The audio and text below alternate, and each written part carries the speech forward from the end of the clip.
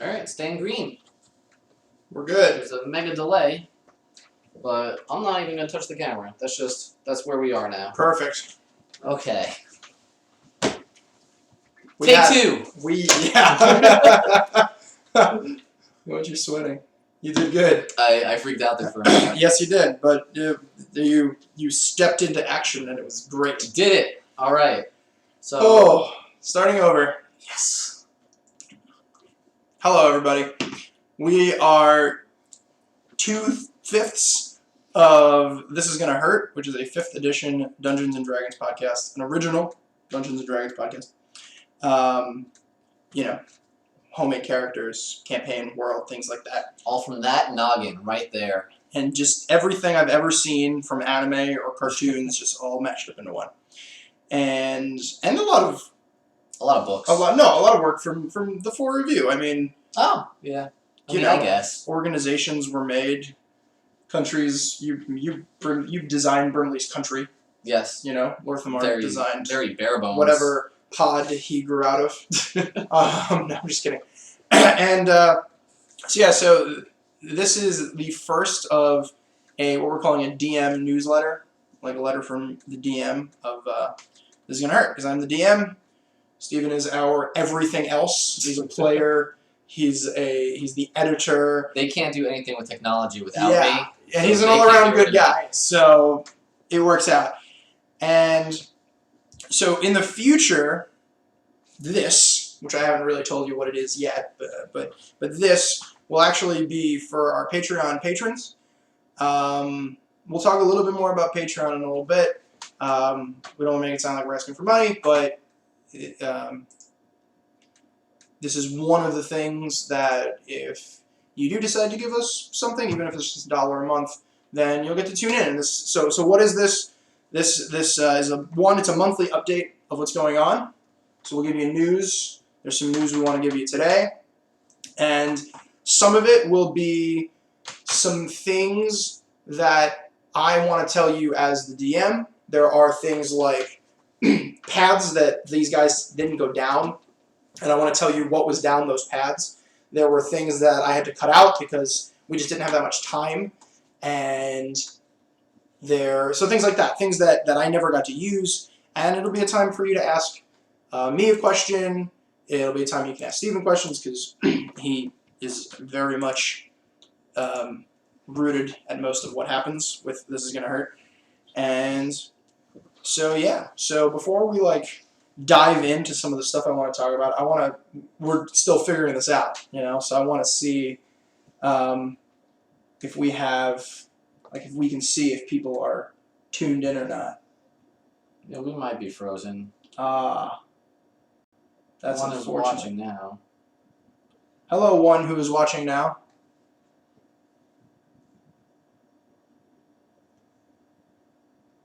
All right, so this seems like it's going in and out. I guess we'll have to live with that and see what we can do about that next time. Maybe we'll do it somewhere where there's more Wi-Fi. I don't know if I want to do some of these if it doesn't. Yeah.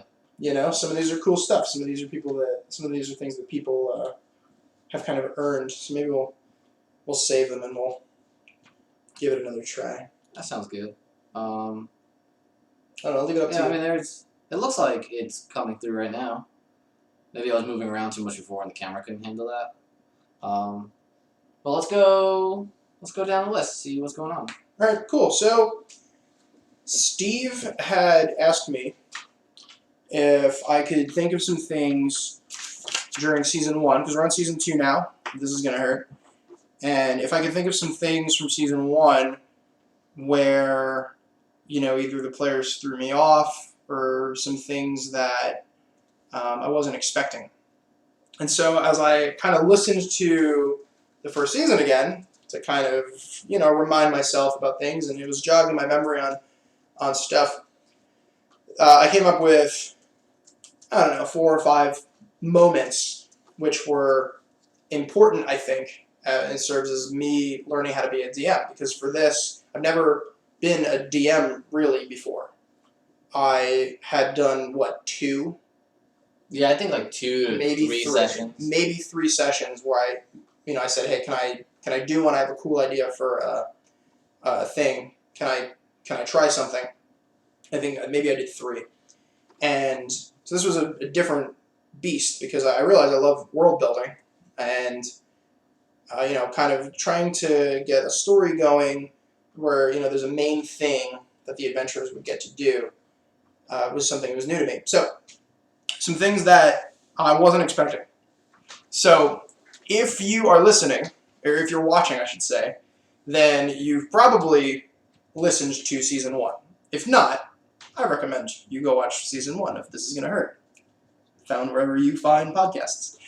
And in the very, very first episode, they're on this boat. I made a decision right away. Realized, okay, I'm DMing. It's going to be a podcast. We need something fresh. We need something new. I said it's not going to be a tavern. And so I said, okay, you know what? It was not going to be a tavern. They're going to start off in a jail. And so I'm listening to some of these other podcasts, and I'm like, that one starts in a jail. Or that one starts with them tied up. This one starts with... I'm like, all right, scrap that one.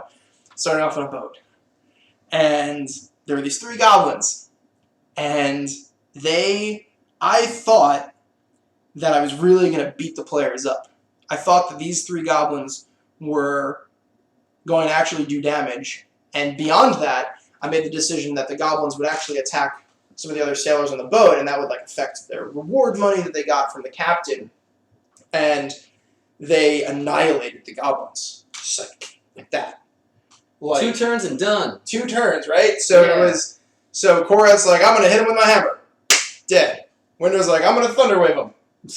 Dead. And that was it. And I'm like, oh man, these goblins, they've been in my head for so long, and they're just gone in the blink of an eye. So that was me realizing that if you have 4 players who don't just throw their characters together and who actually sit there and say, okay, how do I make does D&D work? How do I make an efficient killing machine?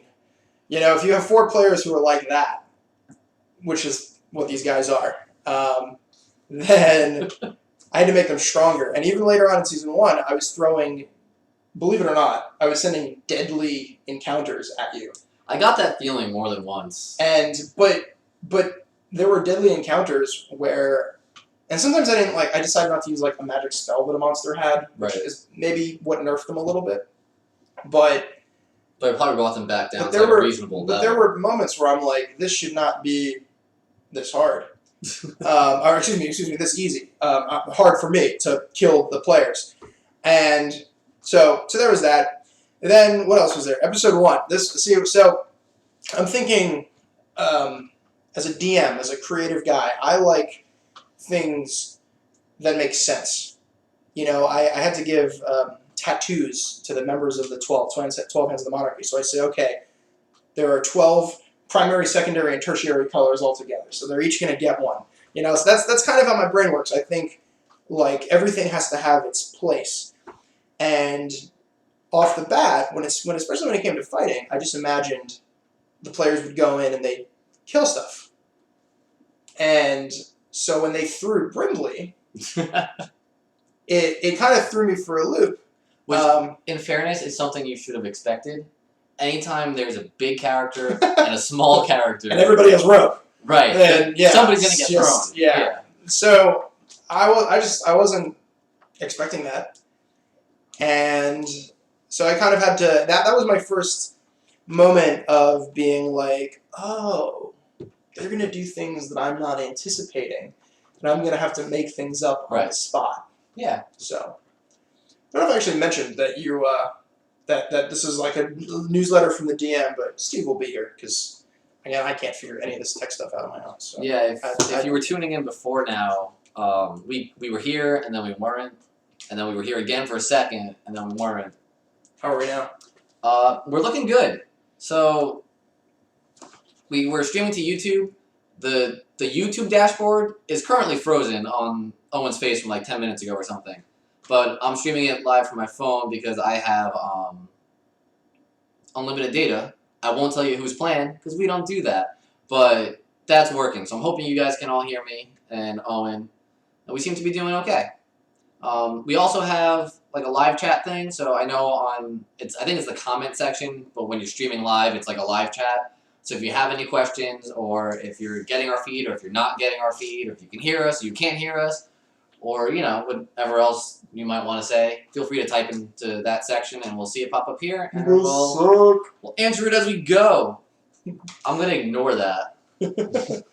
So Steve will be my my co-host And technical support. and yes, support doesn't even cover it. And occasionally we'll have some of the other guys on too. Alex does live a little bit farther away than the rest of us, so that limits things a little bit. But whoever's around. Whoever can maybe stop by, will stop by. So something else that was funny, which I think you've experienced as well. Probably. Actually, you just experienced the opposite, but they don't know what I'm talking about. Yet, so Yes. Okay. When I first planned session 1, I thought that they would go on the boat, they would get off the boat, and they would end up in the Low City. So if you remember, if you think back, that was 4 episodes on the boat, and then you guys ended up in Low City where you met the Prince and Aegisar, and he sent you on a mission to get Gallandan sent you on a mission to get a diary. And I thought all of that was going to be episode 1.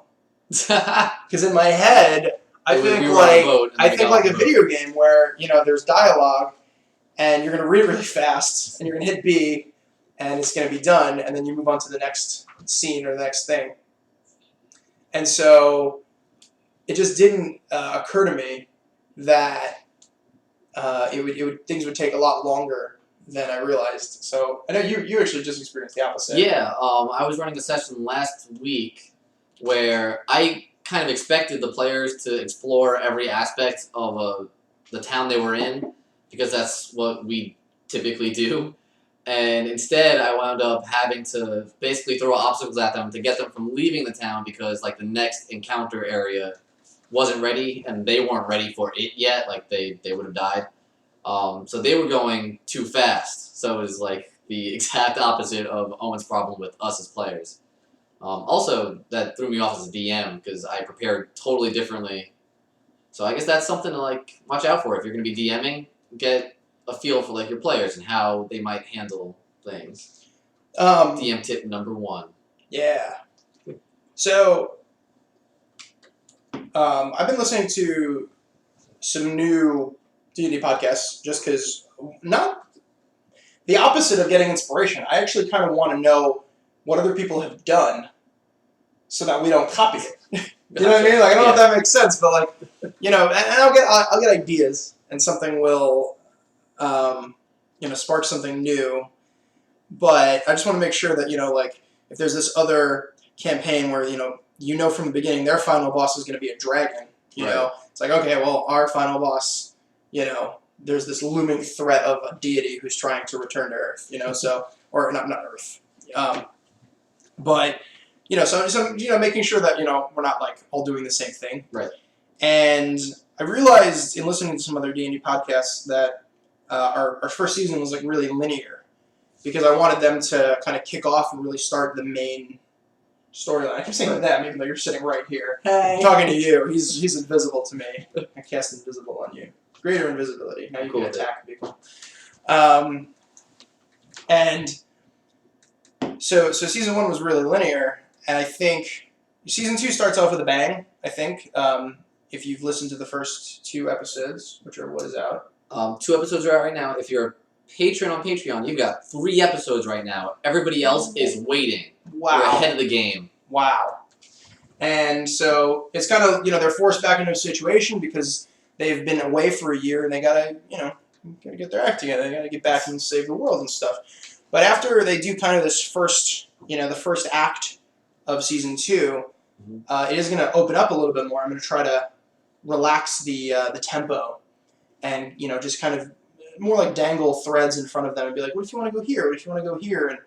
And get their feedback and be oh, I'm really interested in investigating this, and I'd like to learn more about the 12 Hands of the Monarchy, or the Secret Order, or the Evil Secret Order, and kind of let them drive even a little bit more and relax a bit. So that's something I'd like to do.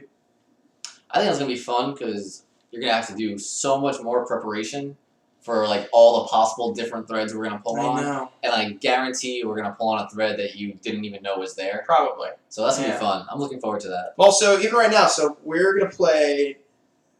Not next Saturday, but the Saturday after that, we're gonna be recording a session. Next Saturday. Yeah.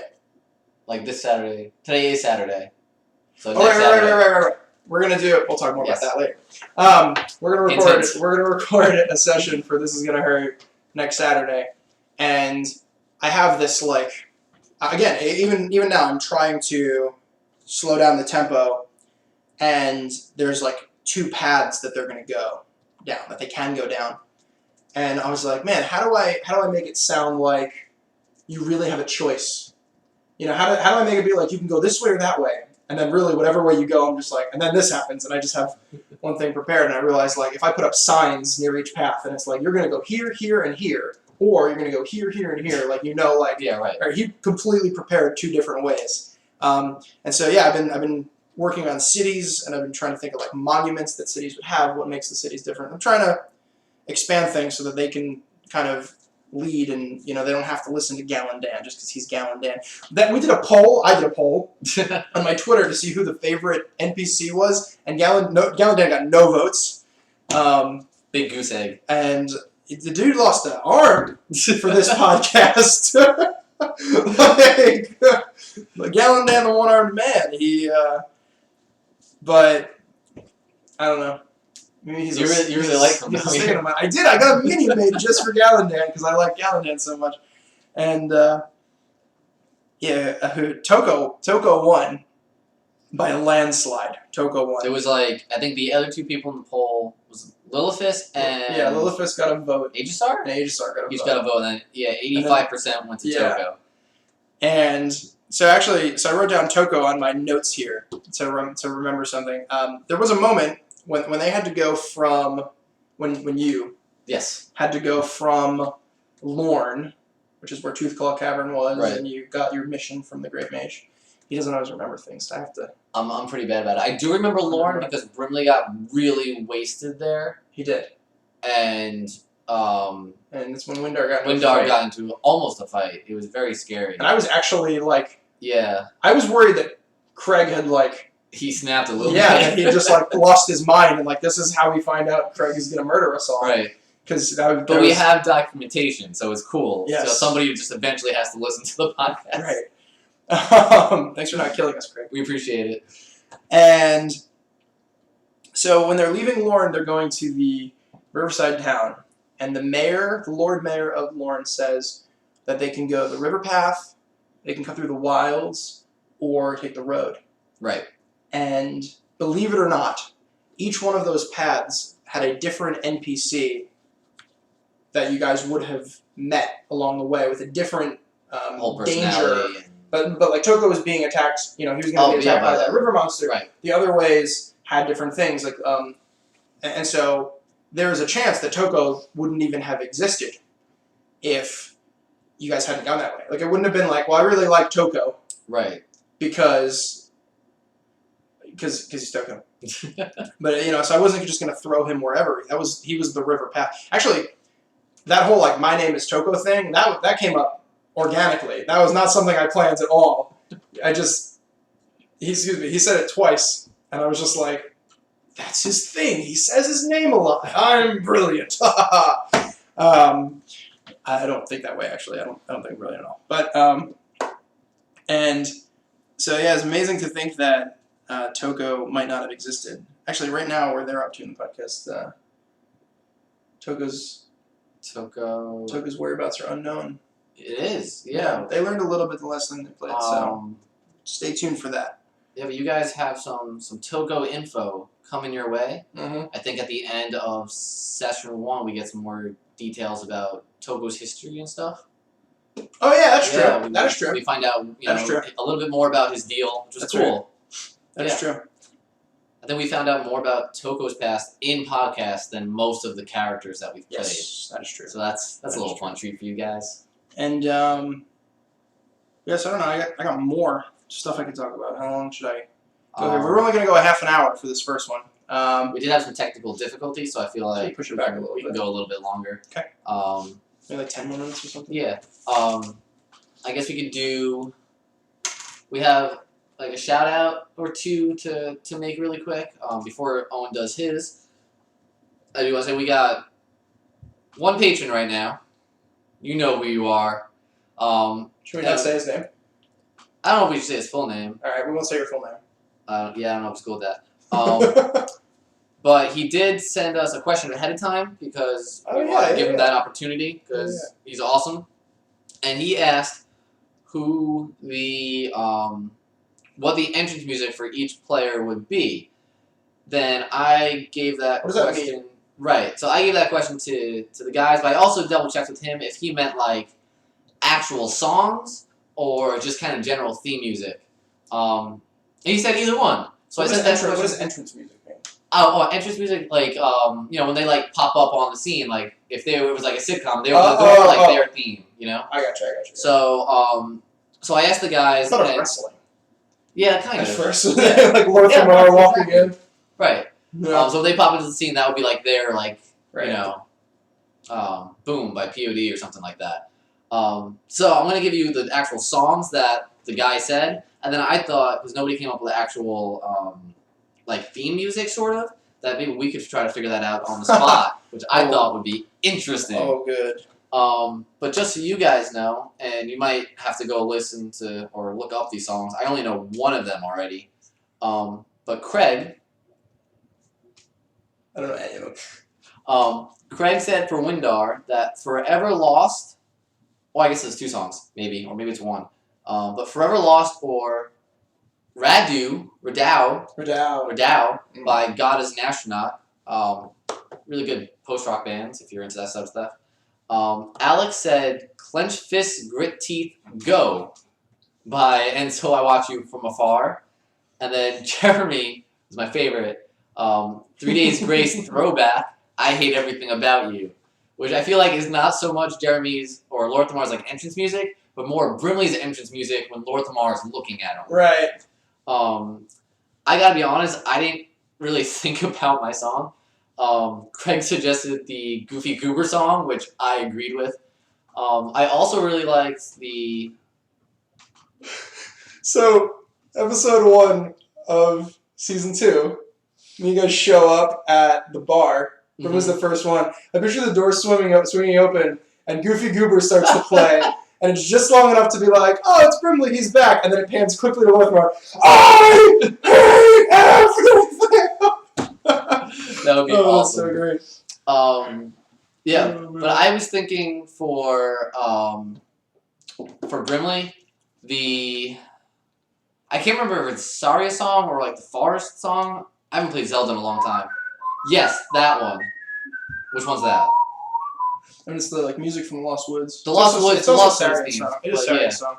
But like that theme from Legend of Zelda Ocarina of Time, because I feel like he's just very lighthearted and like from the Woods and stuff. It's a playful thing. Yeah, it is. I didn't think of like an actual song. I was trying to think really hard of like a ska song. I thought like Bright Spring Morning for a minute, but so you said theme music. I think instead of a song for theme music, we should just you and me. The other three could totally shoot us down as far as if this is right or not. But I think the two of us should assign genres. Oh, I'm down for that. Of music that kind of fit the four of them. Okay, I'm feeling it. And you could throw in one of my NPCs if you're curious about it, and I'll think about it soon. I feel like we should throw in Oboth. After Owen did his poll, a user on Twitter, I think Nscope7. Keep going. Yeah, Nscope7 suggested that Owen maybe had put the wrong characters in the poll, and he recommended some of the other favorites from Season 1. Most of them are escaping my memory right now, but I know Oboth was one of them. So we're going to throw him in there, because I know that was just a fun voice to listen to. So I'm going to wait for Owen to get back to actually go over the genres that each character would have. While we're waiting... Oh, wait, no, it's coming back. What? It's coming back. All right, never mind. I was checking on something. Sorry. No, it's cool. All right, so we're going to do 4 characters, and then we're going to hit Oboth. We have our minis What lined did you up talk here. about while I was gone? Don't worry about it. You have to find out later. Owen's the coolest. No. That's what it said. But while we have set up here, I'm gonna write I the think you names can only down. see 3 of them right now. Brimley's off camera. That'll probably work. But we have our beautiful Sucker for minis symmetry here here. that Ian from Iron Tusk painted for us. I think we got them. I think all 4 of them came from Iron Forge, not Iron Forge. Hero Forge. Hero Forge, Iron Tusk Hero Forge, which I really like. But They so I make new characters all the time that I never get to play. And so I go on Hero Forge to make them, and every time I go on Hero Forge, there's something new. there is. They Every time I literally log they've on, made a there's new object or always something. new stuff. Amazing. Yeah, And that sounded like an advertisement. If they wanted to sponsor us, I'd say no, because I want to support them. I don't know if I would. That's not true. I don't know. But that Owen just touched on a good I point. want to support them. Oh, yeah, that's true. Let's talk about this. Yeah. You might have noticed that we don't have like ads at the beginning or end. I know like during the podcast sometimes we mention, the Iron Tusk miniatures and Hero Forge and Norse Foundry. Nobody's paying us to do any of those things. Right. Full disclosure, Ian painted this stuff for us for free. We did pay for the minis ourselves through Hero Forge. They didn't like do anything. But nobody's like paying us for ads. More than or anything anything, like that was just him being a good. that guy. was. Ian's awesome. So when we mention these things, it's not because we're trying to get somebody to do ads or like to pay us or anything. It's we genuinely enjoy their stuff. mhm. That's really all there is to it. So I'm a firm believer that advertisements suck. I am. Yeah. So let's take a tangent here before. So we're going to talk about genres. We will. We'll go back. we'll get to it. We'll talk about genres. This is what happens on the podcast, and then we edit it out. Yeah. So this is This is weird. this is uncut. I can't uncut, handle this right now. So actually, in the delay. In It's the so delay, strange. I'm Owen actually is not still back out on of the the room. screen yet. That's so strange. So really quickly, we'll talk about the genres. Oh wait, we got a shout out here. What? Yeah, we got a comment. We got a live chatter. What? Hero Forge is a wonderful tool. I agree. All right, I'm gonna let Owen go back to what he's doing. Can we say your names? Like, Yeah, can we? Is that allowed? You're not gonna hear this, I guess, for like 3 minutes because Owen just got back in here. So when you hear this, let us know if you're cool with us saying your names in the pod or the live stream, and we totally will because you're here. So when we decided to make a Dungeons and Dragons podcast, I said I want to make this because I want fame beyond fame. I want to meet Matt Mercer, and I want to meet Chris Perkins. No, that's not true. None of that's true. I wanted to get invited to Crit Juice, that'd be cool. but You don't drink. I don't. I feel like that would make it really hard. But Oh, we he said. I really- mean, it's in the chat now. All right, Jonathan Ellis, you're awesome. Yes, you are. This is All true. right. I forgot what I was saying. You messed me up. The reason for doing the podcast. Oh yeah. Yes. So we were just 5 guys who happen to like playing Dungeons and Dragons. I wanted to DM, and you had equipment, Yes. and we were playing 3.5, and we said let's play 5, and so it all just kind of came together as like, wait, we want to move up to a new edition. We have all this recording equipment. I want to DM, and we happen to listen to a bunch of podcasts, so let's make it for ourselves. And for me as a DM, getting to listen back to Right. episodes helps me to DM. And so we just started doing it. And this is we mentioned the Patreon that we have in the beginning of the episode. This is the last time I'm going to mention it in this live stream. We set up a Patreon because, again, I'm a firm believer that advertisements suck.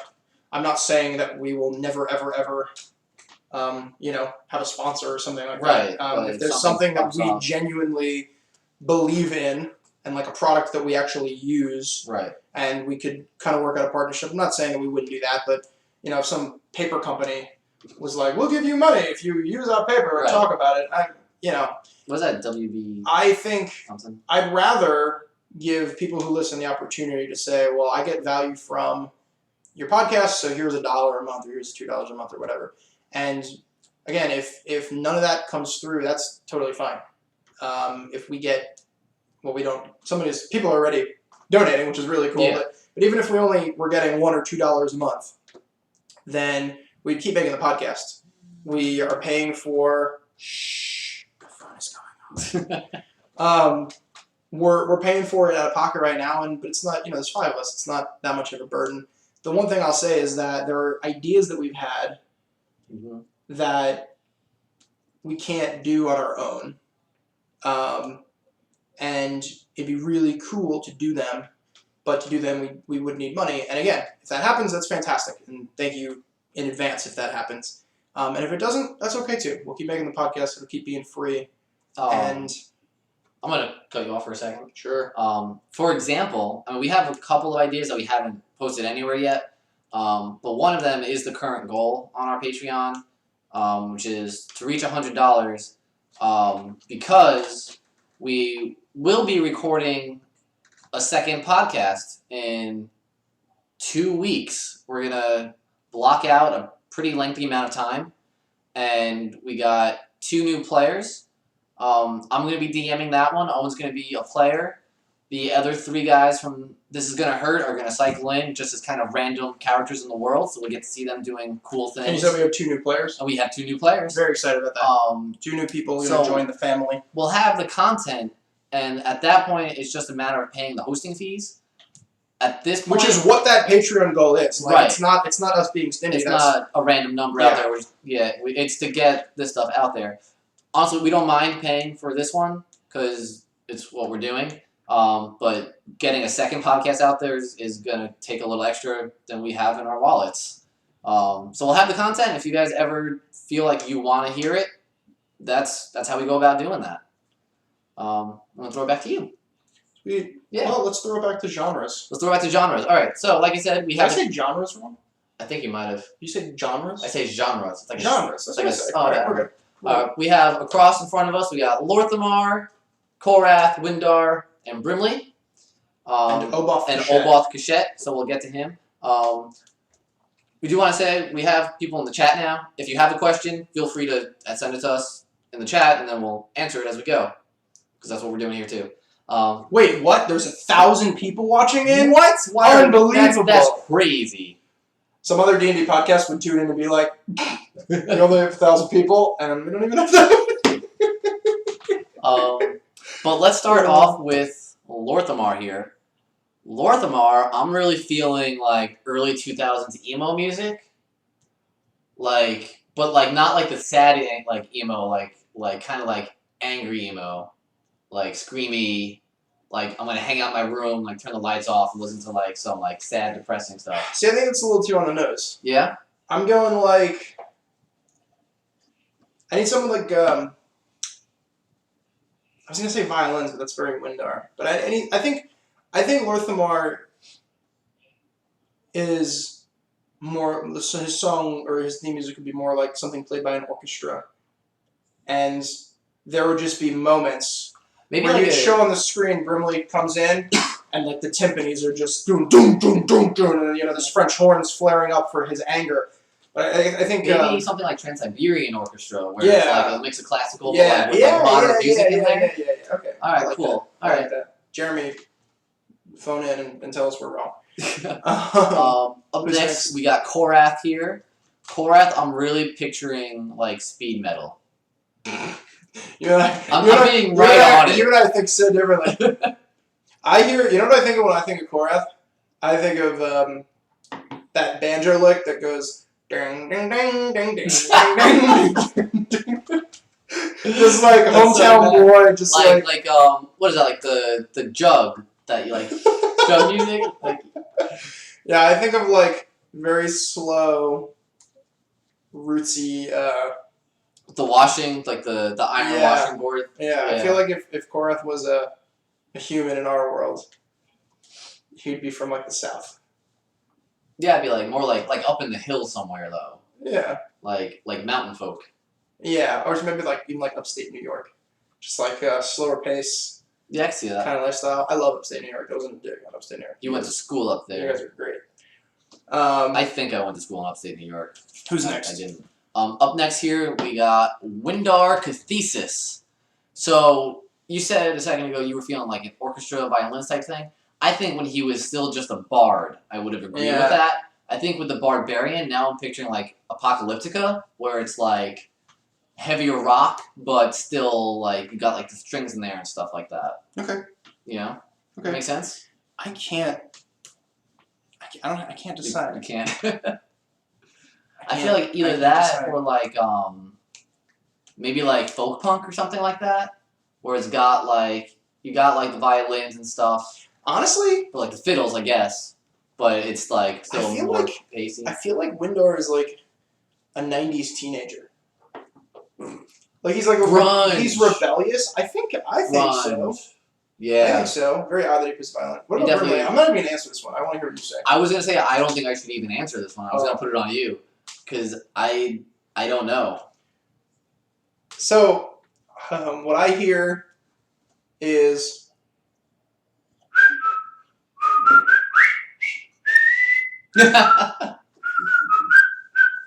That's what I hear. That's funny. And then Oboth, I think. I feel like it'd be like really like avant-garde, like.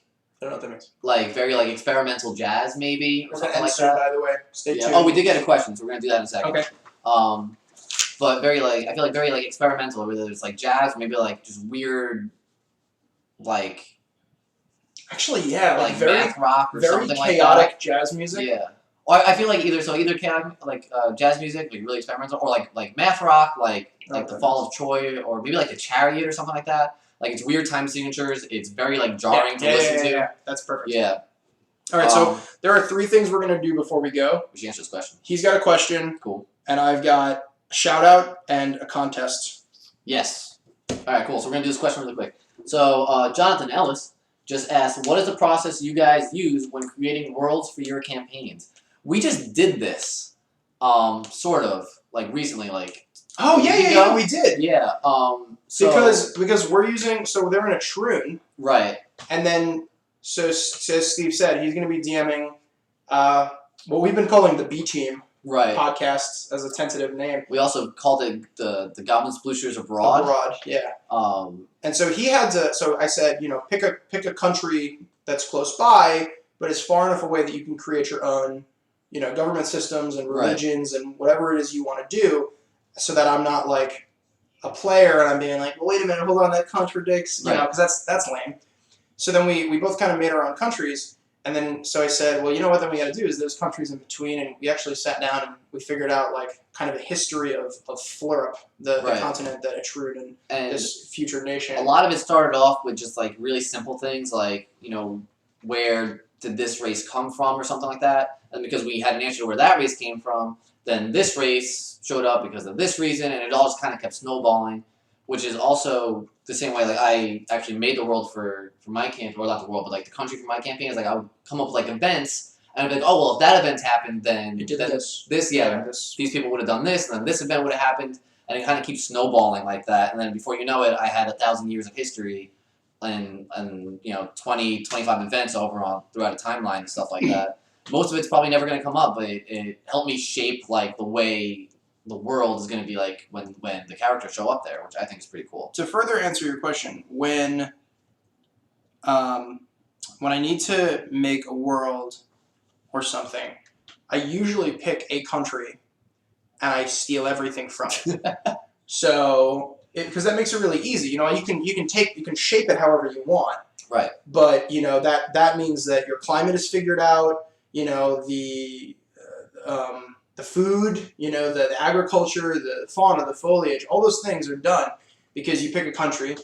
And I think I said it on the podcast. If I haven't, tweet at me or email me, and that'll be another a little contest thing that we'll do, I guess. If I haven't said it already, we'll go back and check. We'll keep you guys on. And if I have said it, then you already know the answer. Tweet at me and you got it.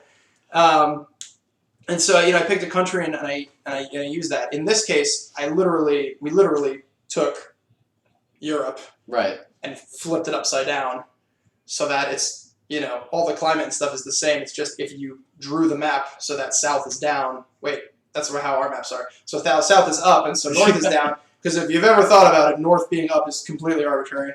And so so that is that. Any other questions before Nothing at the moment. talk about? So I want to talk about somebody who kind of already won a contest and the next contest. Yeah. So Tony Beardsley, he emailed me. I actually didn't respond to you, Tony, and it's because I was going to do this. And he answered a question that I asked in the History of Etrun episode. There was an age where 10 nations became one to fight off a neighboring nation, and then it fell apart into 3 nations.